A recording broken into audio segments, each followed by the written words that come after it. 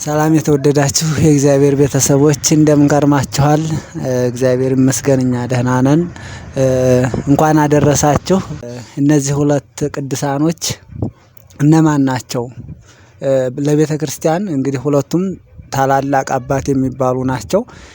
እና ከምን ጀምሮ ተጠሩ እስከምንስ ድረስ ሄዱ ተጋድሏቸው እንዴት ነበር የሚለውን ወንድማችን ተነግረናለህ ማለት ነው። መጀመሪያ ቅዱስ ጴጥሮስን ታሪክ ከመቼ እስከ መቼ ተጠራ? እንግዲህ ዛሬ ሰማዕትነት የተቀበለበት እለት ነውና ከመቼ አንስቶ ነው የሚለውን ወንድማችን ይነግረናል። የተወደዳችሁ ቤተሰቦቻችን እንደምን ሰነበታችሁ? እንደምን ከረማችሁ? እግዚአብሔር ይመስገን እኛ ደህና ነን። ወንድሜ ተሻገርም ሲለው እንደነበረው እንኳን ለቅዱስ ጴጥሮስና ለቅዱስ ጳውሎስ ዓመታዊ የዕረፍት መታሰቢያ በዓል በሰላም አደረሳችሁ አደረሰን። ከቅዱሳኑ በረከት እግዚአብሔር አምላክ ይክፈለን። ቤተሰቦቻችን እንግዲህ እነዚህ ሁለት አባቶች ለቤተክርስቲያናችን እጅግ በጣም ብዙ ድንቅ ነገሮችን ያደረጉ ብዙ ስራዎችንም ሰርተውልን ያለፉ በተለይ ለአዲስ ኪዳኑ ክርስትና በጣም ብዙ እንትን ያላቸው አባቶቻችን ናቸው።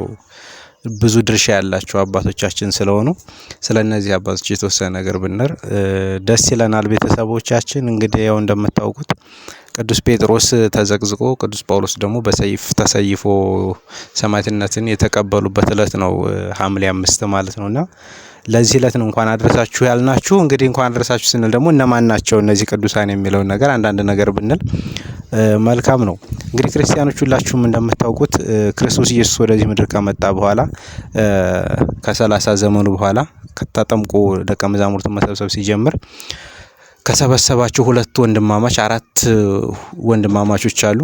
ከነዛ መካከል ቅዱስ እንድርያስና ቅዱስ ጴጥሮስ ወንድማማቾች ናቸውና ክርስቶስ ኢየሱስ ወንድማማች አድርጎ ከጠራቸው ደቀ መዛሙርቱ መካከል ነው ቁጥሩ የሚመደበው ማለት ነው ቅዱስ ጴጥሮስ። እና ሲጠራ ቅዱስ ጴጥሮስ ከአሳጥማጅነት እንደተጠራ መዋዕለ ሕይወቱ ይናገራልና ከነበሩት ከአዲስ ኪዳን ክርስቶስ ኢየሱስ ያስከተላቸው ከነበሩ ከ12ቱ ሐዋርያት መካከልም ደግሞ በእድሜ ገፋ ያለው አዛውንት የነበረው ደቀ መዝሙር እንደነበረ ይናገራል ማለት ነው መጽሐፍ ክርስቲያኖች። እና እንግዲህ ቅዱስ ጴጥሮስ በጣም ብዙ ክርስቶስ በነበረበት ሰዓት በጣም ብዙ ተአምራትን ያደረገ ፈጣንም የነበረ አባት እንደሆነ ይነገራል። በጣም ለነገሮች ሁሉ ፈጣን፣ ለሚጠየቀው ጥያቄ ምላሽ ለመስጠት ፈጣን ነው። ሁሉ ነገሮችን ለማድረግም ፈጣን ነው፣ ለማመንም ፈጣን ነው፣ ለመካድም ፈጣን እንደነበረ ሕይወቱ ራሱ ይናገራል። ምክንያቱም ሲያምንም በዛው ልክ ክርስቶስን ወዳለሁ ይለው ነበረ። ወደዛው ደግሞ የሆነ ፈተና ሲመጣበት ደግሞ ይክድ ነበረ። ግን መጨረሻው በተለይ አጽናኝ መንፈስ ቅዱስን ከተቀበለ በኋላ የጸና በእምነቱ የመሰከረ አባት ነው። እንደውም ከዚህ ከፍጥነቱ ጋር ተይዞ ክርስቶስ ኢየሱስ የማቴዎስ ወንጌል ምዕራፍ 16 ቁጥር 13ን ስንመለከት በፊልጵስዩስ ቂሳሪያ አምላካችን ኢየሱስ ክርስቶስ በስጋ ማርያም ተገልጦ በነበረ ሰዓት የሆነ ጥያቄ ጠይቋቸው ነበረ። ሰዎች የሰው ልጅ ማን ነው ብለው ይሉታል ብሎ ጠየቃቸው። ማን ነው ይሉታል? የሰው ልጅ ያለው ራሱን ነው ክርስቶስና ማን ነው ብሎ ያስባሉ እኔን አለ። ከዛ ሁሉም ደቀ መዛሙርት እየተነሱ አንዳንዶች መጥምቁ ዮሐንስ ነው ይሉሃል፣ ኤልያስ ነው የሚሉም አሉ፣ ኤርሚያስ ነው የሚላሉ። አንዳንዶች ደግሞ አይ ከቀደሙት ነቢያት ብቻ አንዱ ተነስቷል ብለው የሚሉ አሉ ብለው ምላሽ ይሰጡት ነበረ። መልካም ሰዎች ስለኔ እንደዛ ነው የሚያስቡት፣ እንደዛ ነው ሐሳብ አስተያየታቸው። እናንተ ግን እኔን ማን ነው ብላችሁ ነው የምታስቡት?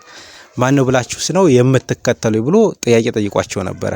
በዚህ ሰዓት እንግዲህ ስምዖን ጴጥሮስ ወይም ቅዱስ ጴጥሮስ ማለት ነው አንተ ውእቱ ክርስቶስ ወልደ እግዚአብሔር ሕያው ብሎታል። አንተ ክርስቶስ የሕያው የእግዚአብሔር የባሕሪ ልጁ ነህ ብሎ መስክሯል ማለት ነውና በጣም የሚገርም ምስክርነት ነው። በነገራችን ሃይማኖታችን ራሱ ኦርቶዶክስ ተዋሕዶ ሃይማኖት የሚለው መሰረቱ ራሱ ይሄ የቅዱስ ጴጥሮስ ምስክርነት ነውና ይህች ቤተክርስቲያን የምታምነውም ኢየሱስ ክርስቶስ ወልደ አምላክ የእግዚአብሔር አብ አንድያ የባሕሪ ልጁ ማለት ነውና አንተ ክርስቶስ የሕያው የእግዚአብሔር ልጅ ነህ ሲለው የዮና ልጅ ስምዖን ሆይ ይህን ስጋዊ ደማዊ የሆነ ጥበብ አልገለጸልም ወይም ስጋዊ ደማዊ የሆነ መምህር አላስተማረም። ዘኢከሰተለ ከስጋ ወደም አለ አቡየ ዘበሰማያት በሰማይ ያለ አባቴ እንጂ ብሎ አንተ አለት ነህ። በአንተ አለትነት ላይ በአንተ ምስክርነት ላይ ክብርት ቤተክርስቲያኔን አጸናታለሁ። ዋና ቅጸ ሲኦልኒ ይሃይልዋ የገሃነም የሲኦል ደጆችም አይችሏትም ብሎ ለቅዱስ ጴጥሮስ በምድር የምታስረው በሰማይ የተፈሰረ ይሆናል፣ በምድር የምትፈታው በሰማይ የተፈታ ይሆናል ብሎ የሰማይን የመንግስተ ሰማያትን ቁልፍ የሰጠው አባት ነውና ይህ አባት ገና ከጅምሩ ራሱ በጣም ፈጣን የሆነ ክርስቶስ ኢየሱስ ሰማያዊ ቁልፍን እንዲሰጠውም የበቃ አባት ነውና ከህይወቱ ስንመለከት በጣም ብዙ ትሩፋትም ብዙ ጸጋዎች የተሰጡት አባታችን ነው ማለት ነው ቅዱስ ጴጥሮስ ሁላችንም እንደምናውቀውና በተለይ ይሄ ክህነቱ የአዲስ ኪዳኑ ክህነትም ከዚህ ከቅዱስ ጴጥሮስ ጀምሮ የመጣ ነው ማለት ነው።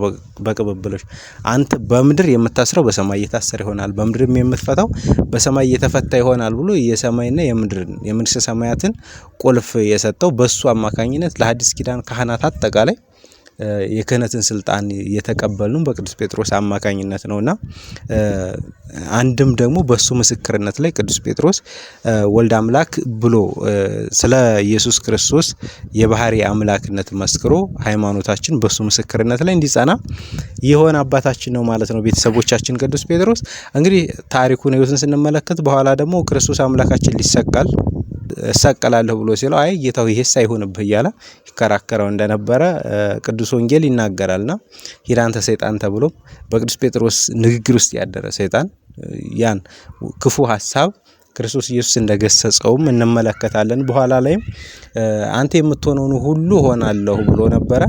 ነገር ግን ትልሃለሁ ዶሮ ሳይጮህ 3 ጊዜ ትክደኛለህ ብሎት ያው ያም ቃል ተፈጽሟል ማለት ነው። ቅዱስ ጴጥሮስ ያው እንዳልኩ በጣም ፈጣን ሐዋርያ ነው። ለአገልግሎትም ፈጣን ነው፣ ለንግግርም ፈጣን ነው፣ ለሁሉም ነገር ፈጣን ስለነበረ ዶሮ ከመጮህ አስቀድሞ ክርስቶስ ኢየሱስ በአይሁድ እጅ ተይዞ ሲሰቃይ 3 ጊዜ ክዶታል ማለት ነው። በኋላ ግን አምላካችን ኢየሱስ ክርስቶስ የንስሐ ጊዜ ሰጥቶት የንስሐውን ጊዜም እሱ በአግባቡ ተጠቅሞበት ማለት ነው ተጸጽቶ ማረኝ በድዬሃለሁ ክጄሃለሁ ብሎ በመጸጸቱ እግዚአብሔር ወልድ ኢየሱስ ክርስቶስ ምሕረት ይቅርታን አድርጎለታል ማለት ነውና እንደውም በኋላ ከዛ ከፍ ላለ ሹመትና ማዕረግ እንዳበቃው ወንጌል ይናገራል። የዮሐንስ ወንጌል ምዕራፍ 21 ላይ ስንመለከት ክርስቶስ ኢየሱስ ተቀብሮ ከተነሳ በኋላ ለቅዱስ ጴጥሮስ አሁንም ሌላ የሐዋርያዊ ተልእኮ ሰጥቶታል። የዮና ልጅ ስምዖን ሆይ ትወደኛለህ? በጎቼን ጠቦቶቼን አሰማራ። ዮና ልጅ ስምዖን ሆይ ከነኚህ ይልቅ ትወደኛለህ ብሎታል። እንደገና ደግሞ ማለት አሁን ጌታ ሆይ እንደምወድ አንተ ታውቃለህ፣ ጠቦቶቼን አሰማራ። የዮና ልጅ ስምዖን ሆይ ትወደኛለህ? አሁን ጌታ ሆይ እወድሃለሁ፣ እንደምወድህ አንተ ታውቃለህ፣ ግልገሎቼን አሰማራ። ለሶስተኛ ጊዜም ጠይቆታልና የዮና ልጅ ስምዖን ሆይ ትወደኛለህ ሲለው ተጠራጠረ፣ ፈራ። ምክንያቱም ካሁን በፊትም እወድሃለሁ ብሎ ክዶ ስለነበረ። በስተመጨረሻ ግን ክርስቶስ አምላካችን በጎችን አሰማራ ብሎ በዚህ ዓለም የሚኖሩ ምእመናንን ሁሉ እንዲጠብቅ እንዲንከባከብ ኃላፊነትን ሰጥቶታል ማለት ነው። እንግዲህ ቅዱስ ጴጥሮስ ከዛ በኋላ ክርስቶስ አምላካችን ከተሰቀለ በኋላ ካረገ በኋላ አጽናኝ መንፈስ ቅዱስን ከተቀበሉ በኋላ ቅዱሳን ሐዋርያት በተለይ በሱ ስብከት እጅግ በጣም ብዙ ቁጥር ያላቸው የአማን አይሁድን እያጠመቀ ወደ ክርስትና ያስገባ የነበረ ታላቅ አባታችን ነው። በተለይ በጣም ብዙውን የሐዲስ ኪዳን ክርስትና በጣም እንዲሰፋ አስተዋጽኦ ካደረጉ አባቶቻችን መካከል የቅዱስ ጴጥሮስ አስተዋጽኦ እጅግ በጣም ትልቅ ነው ማለት ነውና በሮም ውስጥ እንደዚሁ እየተመላለሰ በብዙ አውራጃዎች እየተመላለሰ ከአንዱ ቦታ ወደ አንዱ ቦታ እየሄደ ክርስቶስ አምላካችን የተናገረውን ኃይለ ቃል የፈጸመ አባት ነው። ሄዱና አሕዛብን ሁሉ በአብ በወልድ በመንፈስ ቅዱስ ስም እያጠመቃችኋቸው ያስተማርኳችሁን ሁሉ እንዲፈጽሙ ነገራችኋቸው ደቀ መዛሙርት ያድርጓቸው እንዳለ ያንን ነገር ለማድረግ የበቃ አባት ነው። በስተመጨረሻው እንግዲህ በኔሮን ቄሳር ዘመን ቅዱስ ጴጥሮስ በሮም አደባባይ ሰማዕትነትን የተቀበለበት ዕለት ነው ማለት ነው። እንደውም የሐዋርያት ሥራም እንደሚነግረን ቅዱስ ጴጥሮስ በአንድ ወቅት እስር ቤት ታስሮ ሸሽቶ እየወጣ ነበረ ማለት ነው። በዛና አስመልጠውት ሲወጣ መንገድ ላይ እየሄደ ክርስቶስ ኢየሱስ ዳግም መስቀል ይዞ ሲሄድ ይመለከታል። ጌታ ሆይ ወዴት ትሄዳለህ? ዳግም ልትሰቀል ነውን? ይለዋል። ከዛ በኋላ ክርስቶስ አምላካችን ስለ ፍቅሩ ብሎ ዋጋ የሚከፍል እንደሌለ አስቦ አስተምሮት እንደገና ተመልሶ ወደ ከተማ ተመልሶ ማለት ነው ከገዳዮቹ ሸሽቶ እየወጣ ነበረ። ተመልሶ ግን በዛው በጠላቶቹ በገዳዮቹ ፊት ለመሞት ምስክር ለመሆን ስለ ክርስቶስ ብሎ ሰማዕት ለመሆን ወስኗል ማለት ነው። እንደውም ምንድነው ያለው? አምላኬ መድኃኒቴ ጌታዬ ኢየሱስ ክርስቶስ ወደ ላይ ሆኖ ነው የተሰቀለው አይደለ? እንደዚህ ሆኖ ስለዚህ እኔን እንደ አምላኬ እንደ ጌታዬ አድርጋችሁ አይደለም የምትሰቅሉኝ፣ ዘቅዝቃችሁ ራሴን ወደ ታች አድርጋችሁ ዘቅዝቃችሁ ስቀሉኝ ብሎ ተዘቅዝቆ የሰማዕትነት ምስክሩን በዛሬው ዕለት ፈጽሟል ማለት ነው። የቅዱስ ጴጥሮስ መዋዕለ ሕይወቱ በጣም ብዙ ነው። ከሞላ ጎደል ይህን ይመስላል። በሐዲስ ኪዳን መጻሕፍት ውስጥም አንደኛ ጴጥሮስና ሁለተኛ የጴጥሮስ መልእክት ብለን የምናገኛቸው ሁለት መልእክታትንም የጻፈልን አባታችን ነው ማለት ነው ክርስቲያኖችና የቅዱስ ጴጥሮስ ሕይወት ከሞላ ጎደል ባጭሩ እንደው ለመግለጽ ያክል ነውና እንኳን አደረሳችሁ ለማለት ያክል ይሄንን ይመስላል ማለት ነው። እግዚአብሔር ይስጥልኝ። ወንድማችን ለዲያቆን ቃለ ሕይወትን ያሰማልን። እንግዲህ የቅዱስ ጴጥሮስ ታሪክ በጣም ብዙ ነው። ነገር ግን በትንሹ አጠር አድርጎ ወንድማችን ነግሮናል ማለት ነው። የቤተ ክርስቲያን አለት የሆነ በሱ ላይ የተመሰረተች ቤተ ክርስቲያን እንደሆነ ነግሮናል ዲያቆን ማለት ነው። ለወንድማችን ቃለ ሕይወትን ያሰማልን። እንግዲህ ይህንን ቪዲዮ የምታዩት ሁሉ ሁላችሁም ሰብስክራይብ እያደረጋችሁ አሁን ደግሞ የቅዱስ ጳውሎስ ታሪክ ወንድማችን ዲያቆን ይነግረናል ታሪኩን ማለት ነው። እንግዲህ ቅዱስ ጳውሎስ በጣም እንዲሁም 13ኛ ሐዋርያ እየተባለ የሚጠራው ለቤተ ክርስቲያናችን ብርሃን እየተባለ የሚጠራው ነውና ወንድማችን ሐዋርያው ቅዱስ ጳውሎስ እንዴት ተጠራ፣ እንዴትስ ሰማዕትነት ተቀበለ የሚለውን ወንድማችን ይነግረናል ማለት ነው። ወደ ወንድማችን። እሺ መልካም። የተወደዳችሁ ቤተሰቦቻችን እንግዲህ ያው እንደምታውቁት ቤተክርስቲያናችን በተለይ በአዲስ ኪዳን በጣም ከፍ አድርጋ ከምታከብራቸው ቅዱሳን መካከል ሐዋርያው ቅዱስ ጳውሎስ አንዱና ቀዳሚው ነው። በተለይ ለአዲስ ኪዳን ክርስትና ራሱ በጣም ብዙ ክርስቶስ ኢየሱስ ከጥፋት መልሶ ምርጥቀው ሊያደርገው የቻለ ድንቅና ታላቅ ሐዋርያ ነው ሐዋርያው ቅዱስ ጳውሎስ። እንግዲህ ክርስቲያኖች ሁላችሁም እንደምታውቁት የቅዱስ ጳውሎስን ማንነት ስንመለከት መጀመሪያ ጥንቱኑ ኦሪት አዋቂ የሆነ በተለይ ለብሉይ ኪዳን ሕግ ቀናኢ የነበረ አባት ነው። ከአይሁድ ወገን የነበረ ነው። ግን በጣም ለኦሪት ቀናኢ ስለነበረ ለኦሪት ቀናኢ ከመሆኑ ጋር ተያይዞ ነው እንግዲህ ክርስቲያኖችን ያሳድድ የነበረው ማለት ነው። ከዛ በኋላ ግን ክርስቶስ አምላካችን የሐዋርያት ሥራ ምዕራፍ 9 ላይም ስንመለከት እንደምናገኘው ሕይወቱን ክርስቲያኖችን መጀመሪያ ይህ ሰው አስቀድሞ ስሙ ሳኦል ነበረ። በኋላ ጳውሎስም ብለውታል። ሳኦል ማለት ስጦታ ማለት ነው ይላል ትርጉሙና ከዛ በኋላ ግን ይህ ሳኦል የተባለ ሰው በጣም ክርስቲያኖችን ያሳድድ የነበረ እንደውም ምንድነው የሚለው ሰማዕቱ ቅዱስ እስጢፋኖስ ሲገደል ያስተባብር የነበረ ማለት ነው። ቅዱስ እንግዲህ የክርስቶስን ደቀ መዛሙርት አማኞቹን ያሳድድ የነበረ አባት ነው ቅዱስ ጳውሎስ። በእውነት በረከቱ ይድረሰንና በኋላ ግን ምርጥ ቃለ መሆን በቅቷል። አስቀድሞ ግን እንዲሁም ክርስቶስ ኢየሱስ ሲሰቀል እንኳን ከአይሁድ ጋር ያብሩ የነበረ ሰው ነው። እርግጥ እሱ ተሳትፎ ክርስቶስ እንዲሰቀል ባያደርግም እነ ቀዳሜ ሰማዕት ወይም እነ ሊቀ ዲያቆናት ቅዱስ እስጢፋኖስ ሲሰቀል ሲወገር ያስተባብር የነበረ አባት ነው። ሐዋርያት ሥራ ምዕራፍ 8 እንደሚነግረን ከዛ በኋላ ግን ያን ካደረገ በኋላ ክርስቲያኖችን ሁሉ እየለቀመ ወደ ወህኒ ለማውረድ በደማስቆ መንገድ ይሄድ ነበረ። ከንጉሱ ደብዳቤ ተቀብሎ ክርስቲያኖችን ወደ እስር ቤት ለመልቀም ማለት ነው። ከዛ እንግዲህ በደማስቆ በረሃ በደማስቆ መንገድ ሲሄድ ነው ክርስቶስ ኢየሱስ በብርሃን ነጸብራቅ የመታውና መሬት ላይ የወደቀው። ሳኦል ሳኦል ስለምን ታሳድደኛለህ አለው። ጌታ ሆይ እኔ የማሳድድ አንተ ማን ነህ አለው። አንተ የምታሳድደኝ እኔ ናዝሬቱ ኢየሱስ ነኝ። እንግዲህ በሰዎች ላይ አድሮ የሚሳደድ ወደ ወህኒ የሚገባ ክርስቶስ አምላካችን ራሱ ስለሆነና እኔ የማሳድድህ አንተ ማን ነህ ሲለው አንተ የምታሳድደኝ እኔ ናዝሬቱ ኢየሱስ ነኝ፣ ከዚህ ስራ ታቀባለው። ነገር ግን የመውጊያውን ብረት ብትቃወም ላንተ ይብስሃል አለው። አይኑ እንደዚህ ተገልጦ ነገር ግን አያይም ነበረ። ከዛ በኋላ ተነስቶ ወደ ከተማ ውረድ አለው።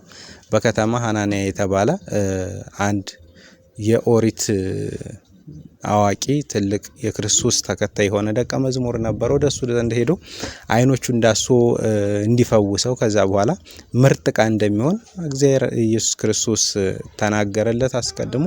ከዛ በኋላ ነው እንግዲህ ጳውሎስ ሕይወት እንግዲህ ከዛ ጥፋት ተመልሶ በጣም ድንቅ ይለኛል። በነገራችን ላይ አንዳንድ ጊዜ በጣም ተስፋ ለቆረጠ ክርስቲያን በጣም ትልቅ መማሪያ የሚሆን ሕይወት ነው ሐዋርያው ቅዱስ ጳውሎስ ሕይወት።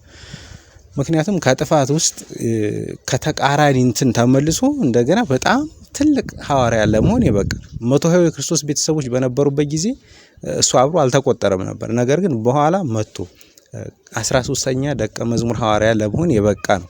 በሐዲስ ኪዳን ከምናገኛቸው እጅግ በጣም ብዙ መጻሕፍቶች ብዙ መልእክታት መካከል 14 መልእክታትን የጻፈ አባት ነው። በጣም ይደንቃል። ይሄ በነገራችን በጣም ቀናኢ የሆነ አባት። ከዚህ ከሐዋርያው ከቅዱስ ጳውሎስ ሕይወት በጣም ብዙ የምንማራቸው ነገሮች አሉ። ተቃራኒ የነበረ ሰው ተመልሶ ወደ ቤተ ክርስቲያን ወደዚህ ህብረት ተቀላቅሎ ከዛ በኋላ ግን ተመልከት እግዚአብሔር ሲመልስ እንደዚህ በዚህ ልክ ስራ ይሰራባልና ለዚህ ቤተ ክርስቲያንም ብርሃነ ዓለም ቅዱስ ጳውሎስ ለመሆን የበቃ ማለት ነው። በቤተ ክርስቲያናችን በሥርዓተ ቅዳሴያችንም ተውህቦ መርሆት ለአቡነ ጴጥሮስ ወድንግልና ለዮሐንስ ወመልእክት ለአቡነ ጳውሎስ ብለን እንናገርላቸዋለን እና መልእክትን ለመጻፍ የታደለ በጣም እጅግ ብዙ መልእክታትን የጻፈ ብዙ የመንፈስ ልጆችን ያፈራ እንደነ ቲቶ እንደነ ጢሞቴዎስ አይነት ብዙ ሰዎችን ያፈራ ለብዙ ክርስቲያኖችን በተለያዩ ሀገር በኤፌሶን በቆሮንቶስ ለሚኖሩ በገላትያ ለሚኖሩ ለነዚህ ሰዎች ብዙ መልእክትን የላከ ታላቅ አባታችን ነው ማለት ነው ሐዋርያው ቅዱስ ጳውሎስ። እንግዲህ በኋላ ሐዋርያዊ ተልእኮውን በደንብ በአግባቡ ሲወጣ ቆይቶ በሮማ አደባባይ እንደ ሌሎቹ ሳይሆን አንገቱ በሰይፍ እንዲቀላ ተደርጎ ነው ያለፈውና መጽሐፈ ስንክሳር ላይ እንደውም ምን ይላል? መጽሐፈ ስንክሳር ሐምሌ 5 ላይ ሊሰየፍ እየሄደ አንዲት አማኝ ሆነች በክርስቶስ ኢየሱስ የምታመን አንዲት ወጣት ልጅ አገኝና መጎናጸፊያሽን ስጭኝ ይላታል። ከዛ ተቀብሏት ይሄዳል። ሄዶ አንገቱን ሽፍን ብሎ እንደዚህ ይሰየፋል ማለት ነው። ከተሰየፈ በኋላ ግን የሰያፊውን ሰው ያቺ ብላቴና ትመጣና ጳውሎስን አላየኸውም?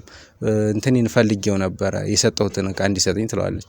ጳውሎስስ በአንገቱ በእንትን ተጠቅልሎ እዛ ተሰየፈበት ቦታ አለልሽ ራሱ ይላታል። እንዴ አንተ ተሳስተሃል፣ ጴጥሮስና ጳውሎስ እኮ በዚህ አሁን አለፉ፣ ይሄው መጎናጸፊያዬንም ሰጥቶኝ ነው የሄደው ትለዋለች። ልብ በል እንግዲህ መጀመሪያ ሲሄድ ወደ መሳቢያው ሲሄድ ሰጥተው ነበር መጎናጸፊያውን። ተሰይፏል ጳውሎስ አንገቱ እንደተጠቀለለበት ፊቱ እንደተሸፈነ ተሰይፎ እዛ ራሱ ወድቋል። ነገር ግን ጳውሎስን ሰየፍኩ ብሎ ያ ወታደር ሲመለስ አይ ይሄው መጎናጸፊያውን እኮ ሰጥቶኛል በዚህ ያለፉ ጴጥሮስና ጳውሎስ ብላ የክርስትናን እምነት ኃያልነት የነዚህን ቅዱሳን ሐያውነትም እንደመሰከረች መጽሐፈ ስንክሳር ይናገራልና ከሞት በኋላ ሕይወት እንዳለ እነዚህ ቅዱሳን ሐዋርያት ሕያዋን እንደሆኑ ተናግራለችና በአንድ ቀን ነው እንግዲህ ቅዱስ ጴጥሮስ ተዘግዝቆ ተሰቅሎ ቅዱስ ጳውሎስ ደግሞ አንገቱን ተሰይፎ ሰማዕትነትን የተቀበሉት ማለት ነው ስለ ክርስትና ብለውና ክርስቲያኖች እነዚህ አባቶቻችን እንግዲህ በጣም ለክርስትና ብዙ ትሩፋት ይዋሉ አባቶቻችን ናቸው። የሐዋርያው ቅዱስ ጳውሎስንም ብንመለከት በመልእክቱ እጅግ በጣም ብዙዎቻችን ዛሬ የምንጽናናበት ለብዙዎቻችን ወደ እግዚአብሔር መንግስት ለመሄድ መንገድ የሆነውን ማኑዋል የሆነውን መልእክቱን ያስቀመጠልን በእውነት እንድንመራበት ከብዙ ነገር እንድንጠበቅበት ብዙ መልእክቶችን አስቀምጦልን የሄደ ሐዋርያ ነው ማለት ነው። ክርስቲያኖች ቅዱስ ጳውሎስ ከኢአማንያን ወገን ሆኖ መጥቶ ግን በኋላ በክርስቶስ አምላካችን አምኖ ብዙ መልእክታትን ጽፎ ለክርስትናችን ብዙ ውለታን ውሎ ብርሃነ ዓለም ቅዱስ ጳውሎስ ለመባል የበቃ የክርስቶስ የአምላካችን ሐዋርያና ደቀ መዝሙር ነው። የነዚህ አባቶቻችን በረከታቸው ይደርብን አይለይን። ከሞላ ጎደል እንዲሁ ከብዙ በጥቂቱ ጨለፍ ለማድረግ ያክል ልክ ለቅዱስ ዮሐንስ ከውቅያኖስ ላይ ሲጨልፍ እንደታዩ ለዛ እንዲሁ ከዛም በሚያንስ መጠን ነው እንዲሁ የተወሰነ ህይወታቸውን ነካ ለማድረግ ነውና እንኳን አድረሳችሁ ልንላችሁ ነው። ቤተሰቦቻችን ለነዚህ ድንቅ አባቶቻችን እንኳን አድረሳችሁ አድረሰን በረከታችሁ አይለየን እላለሁ። እግዚአብሔር ይስጥልኝ ወንድሜ። ለወንድማችን ቃለ ሕይወትን ያሰማልን። እንግዲህ አጠር አድርጎ ወንድማችን የሁለቱን ታሪክ የቤተ ክርስቲያናችን ታላላቅ አባት ናቸው እና ቅዳሴ እንኳ ተቀድሶ እነኚህ ሁለት አባቶች ሳይጠሩ አይታለፉምና በጣም ትልቅ በዓል ነው። እንኳን ያደረሳችሁ ለማለት እንወዳለን። እንግዲህ ደግሞ ቀጣይ ቪዲዮ ላይ እንገናኛለን ማለት ነው። ሁላችሁም ይህንን ቪዲዮ አይታችሁ ዝም አትበሉ። ዝም ብትሉ እንኳን እኛ መልቀቃችን እናንተውና ትማሩበታላችሁ ብለን እናስባለን። መልካም በዓል ብለናል። ቸር ያገናኘን።